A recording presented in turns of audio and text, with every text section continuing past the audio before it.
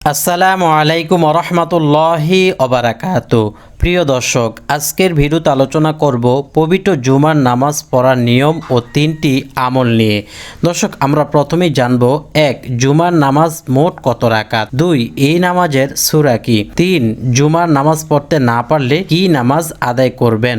4. জুমার দিনের বিশেষ 2টি সুন্নাত কি। 5. মহিলাদের উপর জুমার নামাজ ওয়াজিব কিনা। 6. জুমার নামাজ কিভাবে প্র্যাকটিক্যাল নিয়মে পড়বেন তা দেখানো হবে।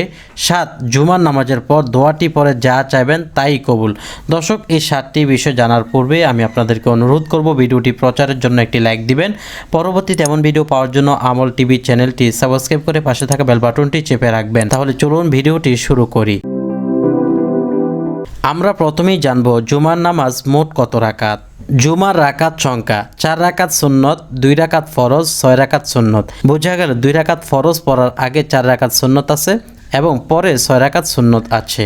জুমার নামাজের আগের সুন্নত নামাজ তাহিয়াতুল মসজিদ নামাজ হিসেবে 2 রাকাত নামাজ পড়া সুন্নত এবং তাসবিহ তাহলিল পাঠ করা। এই সম্পর্কে দেখুন যে জাবির বিন আব্দুল্লাহ রাদিয়াল্লাহু আনহু থেকে বর্ণিত, তিনি বলেন, এক ব্যক্তি মসজিদে প্রবেশ করলো। এমন সময় রাসূলুল্লাহ সাল্লাল্লাহু আলাইহি সাল্লাম জুমার খুতবা দিচ্ছিলেন। রাসূলুল্লাহ সাল্লাল্লাহু আলাইহি সাল্লাম বললেন, তুমি কি নামাজ পড়েছো? সে বলল, না। রাসূলুল্লাহ সাল্লাল্লাহু আলাইহি সাল্লাম বললেন, দাঁড়াও এবং 2 রাকাত নামাজ পড়ো। তাহলে বোঝা গেল সর্বপ্রথম মসজিদে প্রবেশ করার সাথে সাথেই 2 রাকাত নামাজ আদায় করতে হবে। সেই নামাজটির নাম হলো দুখুলুল মসজিদ অথবা তাহিয়াতুল মসজিদ। ইব্রাহিম নাখাই রহমাতুল্লাহ আলাইহি বলেছেন, তারা সাহাবায়ে কেরাম জুমার আগে 4 রাকাত সুন্নত নামাজ পড়তেন। তাহলে বোঝা গেল জুমার 2 রাকাত ফরজ পড়ার আগে আরও 4 রাকাত সুন্নত পড়তেন। এ হলো 6 রাকাত। এরপরে দেখুন নবী করিম সাল্লাল্লাহু আলাইহি সাল্লাম বলেছেন যে জুমার পরে 2 রাকাত নামাজ পড়তেন। এখন আসুন জুমার নামাজের পরে সুন্নতসমূহ নামাজ কি। জুমার পর ফরজ নামাজের জায়গা থেকে একটু সরে গিয়ে, মানে জুমার 2 রাকাত ফরজ পরে সেখান থেকে একটু সরে গিয়ে বা কারোর সাথে কথা বলার পরে 4 রাকাত নামাজ সুন্নতে মুআক্কাদা পড়তেন। তাহলে বোঝা গেল জুমার নামাজের আগে হলো 6 রাকাত, 2 রাকাত দুখুল মসজিদ এবং 4 রাকাত সুন্নত, আর মাঝে 2 রাকাত ফরজ, এ হলো 8 রাকাত। এরপরে জুমার নামাজের পরে সুন্নত হলো আবার 4 রাকাত, এ হলো 12 রাকাত। এরপরে আরও 2 রাকাত নামাজ আছে। দেখুন যে সালিম তার পিতা থেকে বর্ণনা করেন, নবী করিম সাল্লাল্লাহু আলাইহি সাল্লাম জুমার পরে 2 রাকাত নামাজ পড়তেন। তাহলে আরও 2 রাকাত পাওয়া গেল, এই হলো 14 রাকাত। তাহলে বোঝা গেল আপনার জুমার 2 রাকাত ফরজের আগে 6 রাকাত সুন্নত, পরে 6 রাকাত সুন্নত, এ হলো 12 রাকাত, মাঝে 2 রাকাত ফরজ, এ হলো 14 রাকাত। দর্শক, এই 14 রাকাতের নিয়ত কিভাবে করবেন সেই নিয়তগুলো আমি আপনাদেরকে দেখিয়ে দেব। প্রিয় দর্শক, এখন জানবো এই নামাজের সূরা কি। জুমার সালাতের সুন্নত কেরাত। জুমার সালাতের সুন্নত কেরাত সম্পর্কে রাসূল সাল্লাল্লাহু আলাইহি সাল্লামের হাদিস যে সামরা বিন বাশির রাদিয়াল্লাহু আনহু থেকে বর্ণিত, রাসূলুল্লাহ সাল্লাল্লাহু আলাইহি সাল্লাম 2 ঈদ ও জুমার নামাজে সাব্বিহিসমা রাব্বিকাল আলা ও হাল আতাকা হাদিসুল গাশিয়া এই 2টি সূরা পাঠ করতেন। এখন জানবো জুমার নামাজ পড়তে না পারলে কি নামাজ আদায় করবেন। আপনারা সকলে জোহরের নামাজ আদায় করবেন। জুমার দিনের বিশেষ 2টি সুন্নাত কি, চলুন জেনে নেই। প্রিয় দর্শক, জুমার দিনের অনেকগুলো সুন্নত আছে, তার মধ্যে আমি অন্যতম 2টি সুন্নত বলবো। তার মধ্যে 1 নম্বর হলো আবু সাইদ খুদরি রাদিয়াল্লাহু আনহু থেকে বর্ণিত, নিশ্চয়ই নবী করিম সাল্লাল্লাহু আলাইহি সাল্লাম বলেছেন, যে ব্যক্তি জুমার দিন সূরা কাহাফ তেলাওয়াত করবে তার জন্য 2 জুমার মধ্যবর্তী সময়ে নূর বর্ষিত হতে থাকবে। সুবহানাল্লাহ। আপনার যাবতীয় সব কিছু নূর হয়ে যাবে, আপনার কাজকর্ম, কথাবার্তা, চলাফেরা সব কিছু নূর বর্ষিত হতে থাকবে। সুবহানাল্লাহ। এই জন্য যারা যারা কোরআন শরীফ পড়তে পারেন আপনারা সূরা কাহাফ তেলাওয়াত করবেন। আল্লাহ যেন আমাদেরকে আমলটি করার তৌফিক দান করুন, এই জন্য সকলে বলেন কমেন্টে আমিন। দ্বিতীয়টি হলো প্রত্যেক জুমার দিন নাভির নিচের চুল ও বগলের চুল পরিষ্কার করা, নখ কাটা, গোসল করা এবং মাথার চুল ও শরীর উত্তম রূপে পরিষ্কার করা, যথাসাধ্যে উত্তম কাপড় পরিধান করা, খুশবু লাগানো। দর্শক, এখানে অনেকগুলো আছে, আমি 2 নম্বরে যেটা বিশেষ করে বলবো সেটা হলো নাভির নিচের চুল ও বগলের পশম, যেগুলো 40 দিন অতিবাহিত হয়ে গেলে 40 দিন পর্যন্ত যদি পরিষ্কার না করে তাহলে তার নামাজ, তাসবিহ, তাহলিল সব কিছু মাকরুহে তাহারিমিতে পরিণত হবে। 5 নম্বরে জানবো মহিলাদের উপর জুমার নামাজ ওয়াজিব কিনা। না, মহিলাদের উপর জুমার জুমার নামাজ ওয়াজিব নয়। তবে যদি কোথাও পর্দার সাথে কোনো মসজিদে জামাত হয় তাহলে সেখানে মহিলারা জুমার নামাজ জামাতের সাথে আদায় করতে পারবে। আর যদি পর্দার সাথে না হয় তাহলে মসজিদে গিয়ে নামাজ পড়া জায়েজ নেই। প্রিয় দর্শক, এখন আমি আপনাদেরকে জুমার নামাজ কিভাবে পড়তে হয় এবং তার নিয়তগুলো সব প্র্যাকটিক্যালভাবে দেখাবো। এরপর আমি আপনাদেরকে দোয়াটি বলবো, যে দোয়াটি বলে মুনাজাতে যা বলবেন তাই কবুল হবে। চলুন দেখতে থাকি। জুমার নামাজের ধারাবাহিক নিয়ম, যে নিয়মটি দেখে আপনি অত্যন্ত খুশি হবেন। প্রথমেই আপনি আজান দেওয়ার পর উত্তম রূপে অজু করে মসজিদে গিয়ে 2 রাকাত তাহিয়াতুল ওযু নামাজ পড়বেন। নামাজ পড়ার পর আবার দুখুলুল মসজিদ 2 রাকাত নামাজ পড়ে নেবেন, যেটি সম্পর্কে নবীজি সাল্লাল্লাহু আলাইহি সাল্লাম বলছেন, এই 2 রাকাত নামাজ না পড়ে তুমি বসো না। তো 2 রাকাত তাহিয়াতুল ওযু এবং 2 রাকাত দুখুলুল মসজিদের নামাজের নিয়তটি হলো, আমি 2 রাকাত তাহিয়াতুল ওযু নামাজ পড়িতেছি, আল্লাহু আকবার। এরপর মসজিদেরটি আমি 2 রাকাত দখলুল মসজিদের নামাজ আদায় করিতেছি, আল্লাহু আকবার। এভাবে নিয়তটি করলেই হবে।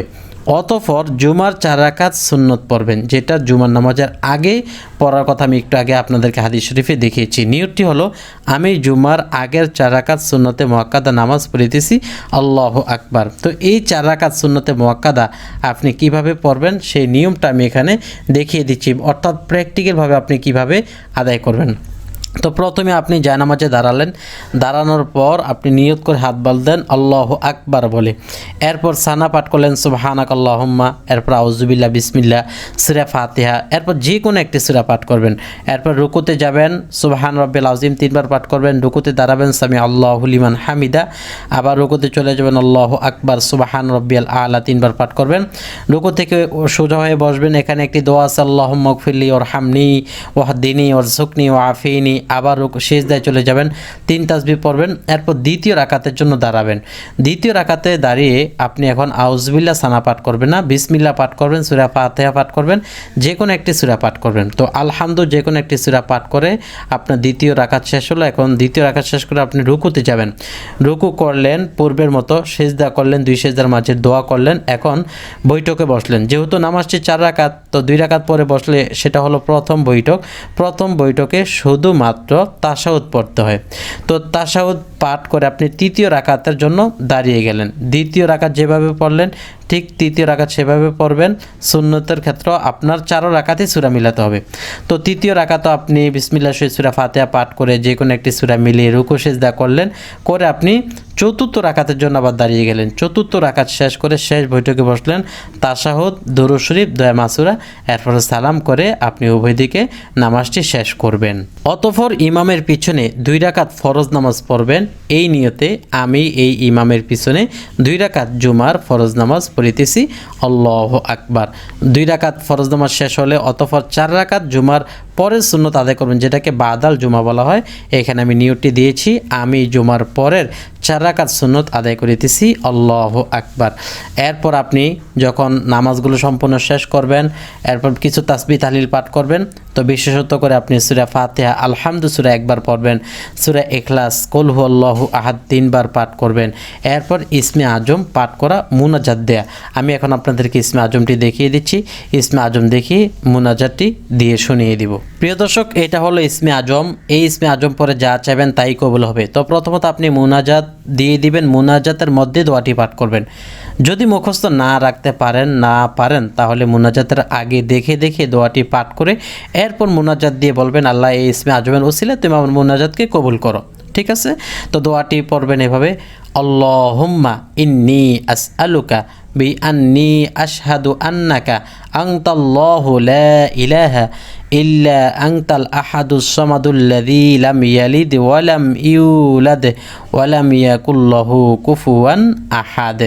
দর্শক, আমি আবার বলছি, আল্লাহুম্মা ইন্নী আসআলুকা বিআন্নী আশহাদু আন্নাকা আনতাল্লাহু লা ইলাহা ইল্লা আনতাল আহাদুস সামাদুল্লাযী লাম ইয়ালিদ ওয়া লাম ইউলাদ ওয়ালাম ইয়াকুল লাহু কুফুয়ান আহাদ।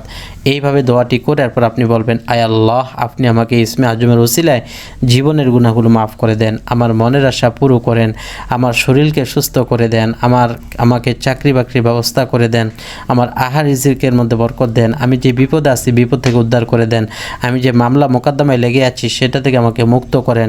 এই ইসমে আজমের ওসিলায় আমাদের দাম্পত্য জীবনকে সুন্দর করে দেন। এই ইসমে আজমের ওসিলায় আপনি আমার সন্তানকে সুশিক্ষিত বানিয়ে দেন। এই ইসমে আজমের ওসিলায় আপনি আমার সন্তানকে হাফেজ বানিয়ে দেন। এই ইসমে আজমের ওসিলায় আপনি আমাকে মক্কা মদিনা যাওয়ার তৌফিক দান করেন। এইভাবে যত বলতে পারেন বলবেন এবং বলবেন যে রাসূলুল্লাহ সাল্লাল্লাহু আলাইহি সাল্লামের রূহ মুবারক আমার এই দোয়াগুলো আপনি পৌঁছে দেন এবং এর হাদিয়াগুলো আমি বকশিশ করলাম আপনি পৌঁছে দেন। এইভাবে দোয়া করা শেষ হলে এরপর আপনি মুনাজাতে এই দোয়াটি পাঠ করে শেষ করবেন, সুবহানা রাব্বিকা রাব্বিল ইজ্জাতি আম্মা ইয়াসিফুন ওয়া সালামুন আলাল মুরসালিন আলহামদুলিল্লাহি রাব্বিল আলামিন। দর্শক, যদি ভালো লাগে একটি লাইক দিবেন।